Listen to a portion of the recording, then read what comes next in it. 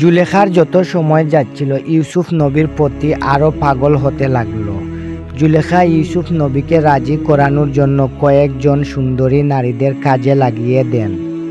তারা ইউসুফ নবীর কাছে যায় এবং বলে, জুলেখা তোমাকে কিনে এনেছে, বছরের পর বছর অর্থ কড়ি দিয়ে বড় করে তুলেছে, তোমার প্রতি তার অধিকার রয়েছে। ইউসুফ নবী বলেন, জুলেখার ইচ্ছায় যদি সহমত হই খুদা তাআলার হকের সাথে বিরোধিতা হবে। তারা বলে, আমাদের দুজনের মাঝে একজনকে নিজের করে নাও, আমরা জুলেখার থেকে কম কিসে। ইউসুফ নবী তাদের উপরে খুবই রাগান্বিত হন। তখনই তারা বলে, যদি রাজি না হন জুলেখা তোমাকে পায়ে শিকল লাগিয়ে জেলখানায় প্রেরণ করবে। ভেবে দেখুন, জেলখানায় যাবেন না জুলেখার কাছে আনুগত্য হবেন। জুলেখা ও তার সাথীরা সব রকম চেষ্টা করে ইউসুফকে আপন করে পাবার জন্য। তারা সিদ্ধান্ত নেয়, জেলখানায় অন্ধ কুটিরে কয়েকদিন থাকলে আমাদের প্রস্তাবে রাজি হয়ে যাবে ইউসুফ। জুলেখা আবারও ইউসুফ নবীকে তার কক্ষে ডেকে নেয়, আবারও বুঝায় সে কতটুকু পাগল ইউসুফের জন্য। ইউসুফ নবী বুঝাতে লাগলেন এটা পাপ, জুলেখা কিছুতেই বুঝবে না। তখনই জুলেখা বলে, ঠিক আছে, প্রস্তুতি হও জেলখানায় যাওয়ার জন্য। জুলেখা তার স্বামী পতিফারকে বলে, ওই কেনানের গোলাম আপনার কথা অমান্য করেছে, ওই দিনের ঘটনা সে প্রকাশ করেছে। সবাই বলা বলি করতেছে মিশরের আজিজের স্ত্রীর সাথে মিলনরত অবস্থায় গোলামকে দেখেও চুপ মেরে বসে আছেন মিশরের সেনাপ্রধান জুলেখার স্বামী পতিফার। ইউসুফকে কোনো শাস্তি দিচ্ছেন না, ইউসুফকে জেলখানায় প্রেরণ করেন, তখনই সবার মুখ বন্ধ হবে। আমিও ইউসুফকে জেলখানায় দেখতে চাই। পতিফার বাবার জন্য একটু সময় নেন এবং ইউসুফ নবীর সাথে দেখা করেন। পতিফার বলেন, তুমি আমাকে ভালোবাসার প্রতিদান এটা কি দিলে? জুলেখা তোমাকে জেলে পাঠানোর দরখাস্ত করেছে। ইউসুফ নবী বলেন, আমি কারাগারে গেলে সবার খারাপ কথা বলা থেকে মুক্তি পাব, তেমনি জুলেখা বানুও সব কিছু ভুলে যাবেন। আমি মিশরের খারাপ নারীদের থেকে নাজাত পাব, এটাই আমার কাছে উত্তম পথ। জেলখানার কষ্টের তবুও আমি হাসি মুখে মেনে নিলাম। পতিফার ইউসুফ নবীকে জেলখানায় প্রেরণ করেন। জেলখানায় ইউসুফ নবী বেশ হাসি খুশিতে কাটাতে লাগলেন, কারণ সব কয়েদিরা ইউসুফ নবীকে ভালোবেসে ফেলে।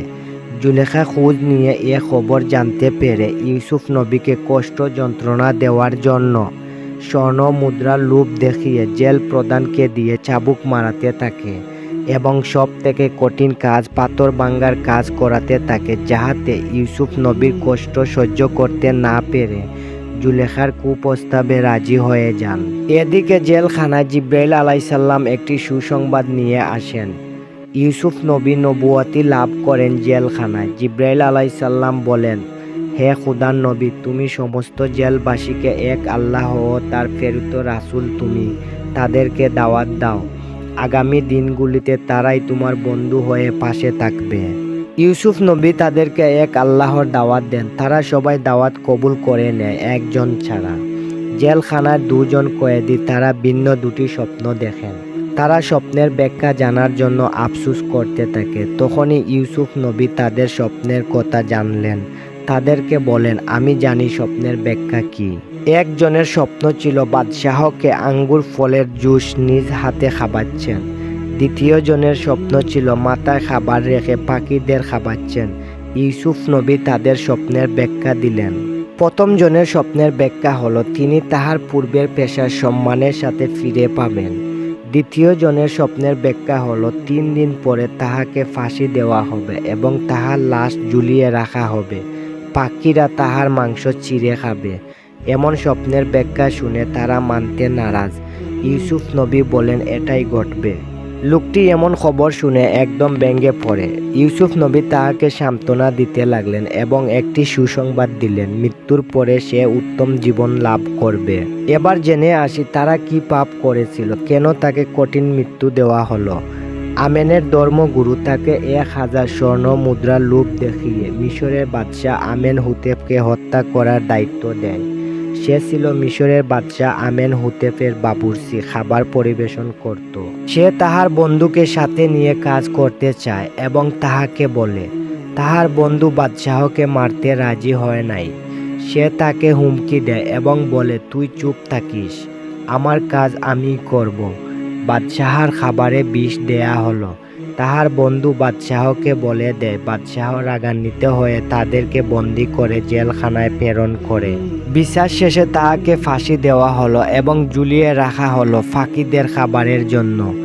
আর তাহার বন্ধুকে সম্মানের সাথে আগের পেশায় ফিরিয়ে দেওয়া হলো। ফাঁসি দেওয়া, ঝুলিয়ে রাখা এবং তাহার বন্ধুকে সম্মানের সাথে আগের পেশায় ফিরিয়ে দেওয়া হুবহু মিলে যায় ইউসুফ নবীর কথা মতো। জেলখানার সবাই অবাক হয়ে যান এবং তাদের ঈমান আরও মজবুত হতে লাগলো।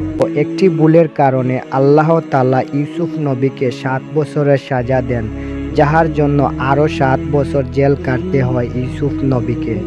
প্রাচীন মিশরের বাদশাহ একটি স্বপ্ন দেখেন। তাহার ব্যাখ্যা মিশরের পণ্ডিত ও জ্যোতিষীরা দিতে অক্ষম। ইউসুফ নবী জেলখানায় থেকে বাদশাহর স্বপ্নের সুস্পষ্ট ব্যাখ্যা দিলেন। বাদশাহ খুশি হয়ে ইউসুফ নবীকে জেল থেকে মুক্তি দিতে চাইলেন, কিন্তু ইউসুফ নবী বাদশাহকে একটি শর্ত টুকে দিলেন। মিশরের সুন্দরী নারীরা আঙ্গুল কর্তনের ঘটনা খোঁজ নিয়ে দেখার জন্য। বাদশাহ অবাক হয়ে যান। একজন কয়েদি মুক্তি পেয়েও বাহির হতে চায় না। বাদশাহর কৌতূহল আরও বেড়ে যায় এবং আঙ্গুল কর্তনের ঘটনা কি খুঁজতে থাকেন। বাদশাহ আঙ্গুল কর্তনের ঘটনা খুঁজে জানতে পারেন ইউসুফ নবীকে জুলেখা মিথ্যা ও ষড়যন্ত্র করে 11 বছর অন্ধ কুটিরে বন্দী করে রাখে। ইউসুফ নবীকে সম্মানের সাথে জেল থেকে মুক্তি দেয়া হয় এবং জুলেখা ও তার সঙ্গীদেরকে জেলখানায় প্রেরণ করা হয়। আসসালামু আলাইকুম প্রিয় ভিউয়ার্স, ইউসুফ জুলেখা 12তম পর্বে সবাইকে স্বাগতম। ইউসুফ নবী জেলখানায় কষ্টের কাহিনী নিয়ে আজকের এপিসোড। সবার কাছে অনুরোধ, ভিডিওটি যদি ভালো লাগে একটি লাইক এবং আপনার প্রিয়জনের কাছে শেয়ার করতে পারেন। সবথেকে গুরুত্বপূর্ণ এপিসোড হতে চলেছে। যারা এখনই সাবস্ক্রাইব করেননি, সাবস্ক্রাইব করে পাশে থাকুন। জেলখানা থেকে 2 জন কয়েদি বিচার দিবসের জন্য নেওয়া হবে। তখনই ইউসুফ নবী মুক্তি পাওয়া ব্যক্তিকে বলেন, তুমি আমার নাজাতের কথা বাদশাহকে বলবে, সে যেন আমাকে আজাদ করে। একটু পরে ইউসুফ আলাইহিস সালাম বুঝতে পারেন তাহার দ্বারা এত বড় ভুল কিভাবে হয়। বাদশাহর বাদশাহ যিনি, তার কাছে না চেয়ে তিনি বাদশাহর কাছে কেন নাজাত চাচ্ছেন? সাথে সাথে ইউসুফ আলাইহিস সালাম আল্লাহর কাছে ফাহানা চান এবং শ্রদ্ধায় লুটে পড়েন। ইউসুফ আলাইহিস সালামের কান্না দেখে জিব্রাইল আলাইহিস সালামকে আল্লাহ পাক পাঠান। জিব্রাইল আলাইহিস সালাম বলেন, হে খুদার নবী, শান্ত হও, নিজেকে এত কষ্ট দিও না। তোমার ভুল বুঝতে পারায় খুদা তোমার উপরে সন্তুষ্ট। যদি ইউসুফ তার ভুলের জন্য অনুতপ্ত না হতো, তাহলে তোমার নবুয়াতের মাকাম থেকে তুমি বিস্তৃত হতে। সিদ্ধান্ত ছিল ইউসুফ আরও 1 বছর জেলখানায় থাকবে, কিন্তু এখন এটা 7 বছর বৃদ্ধি করা হয়েছে, যেন ইউসুফ তার পাপের প্রায়শ্চিত্ত করে। ইউসুফ আলাইহিস সালাম কারাগারকে হাসি মুখে প্রাধান্য দেন এবং আল্লাহর আইনকে মেনে নেন। সুবহানাল্লাহ। মিশরের 3য় বাদশাহ আমেনহুতেপ মারা যান। তাহার পুত্র 4র্থ বাদশাহ আমেনহুতেপ আসেন। তিনি একটি স্বপ্ন দেখেন। নীল নদ থেকে চিকন দুর্বল 7টি গরু বাহির হয়ে আসে এবং মোটা তাজা 7টি গরুকে আক্রমণ করে এবং গিলে ফেলে। বাদশাহ মিশরের সমস্ত খোয়াব বিশ্লেষণকারীদেরকে ডেকে আনেন। তাদের কাছে স্বপ্নের ব্যাখ্যা জানতে চাইলে তারা অনেক চেষ্টা করেও স্বপ্নের ব্যাখ্যা বলতে পারেনি।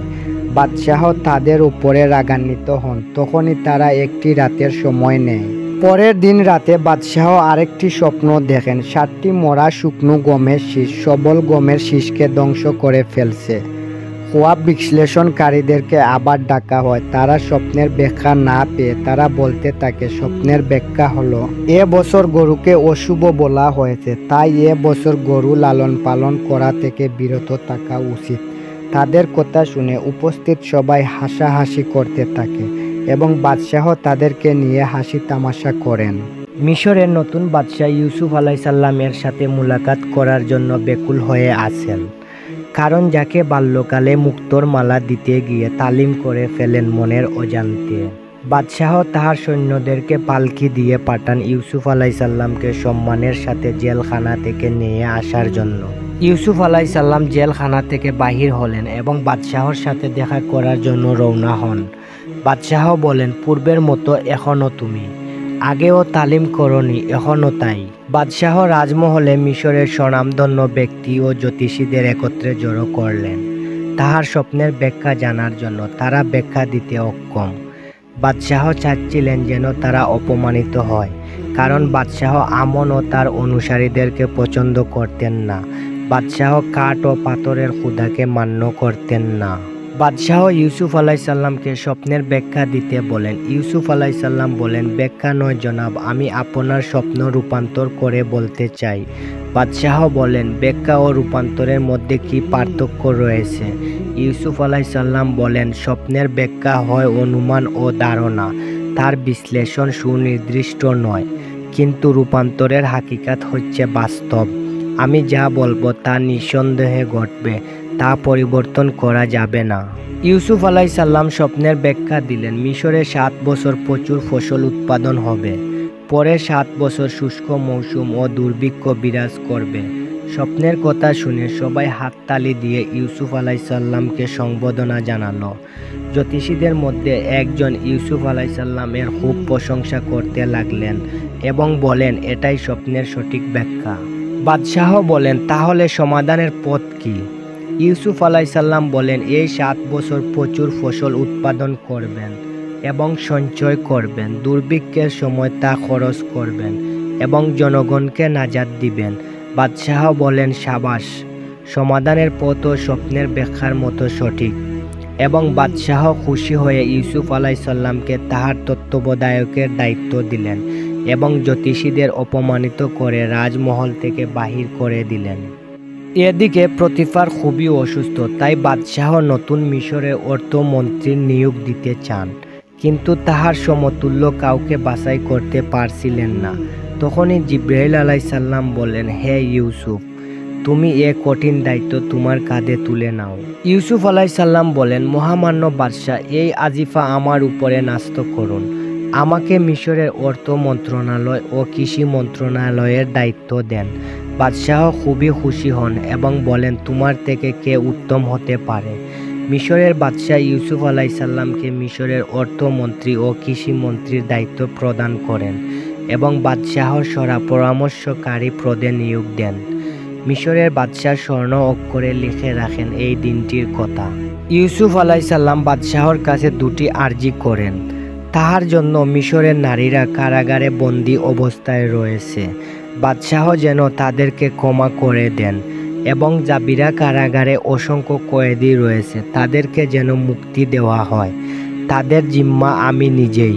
বাদশাহ মিশরের নারী ও জাবিরা কারাগারের কয়েদিদেরকে মুক্ত করে দেন ইউসুফ আলাইসাল্লাম এর জিম্মায়।